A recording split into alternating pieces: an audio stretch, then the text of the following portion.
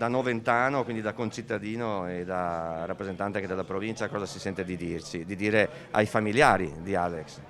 Io mi stringo al loro dolore e al loro momento molto difficile. Sono convinto che come ha vinto tante battaglie riuscirà a vincere anche questa. Zanardi, testimonial d'eccellenza del paralimpismo, domenica avrebbe dovuto inviare un videomessaggio di saluto e di incoraggiamento agli allievi dello schermitore olimpionico ipovedente Matteo Ardit, impegnati a Marcon. Se qualcuno non conosceva il mondo paralimpico, bastava nominare Alex, che una persona inquadrava subito la situazione del mondo paralimpico.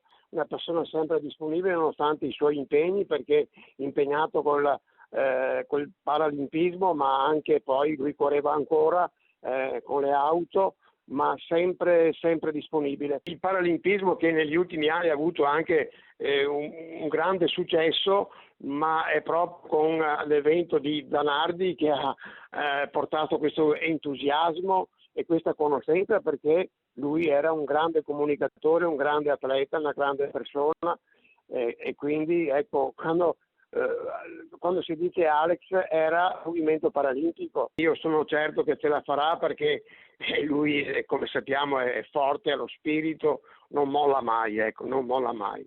Per Alex Zanardi pregano anche i frati del Santo di Padova. Il rettore padre Svanera lo aveva incontrato di passaggio per la Basilica durante la staffetta ciclistica. Il rettore ricorda che il campione era molto carico, sorridente, gioviale, motivato.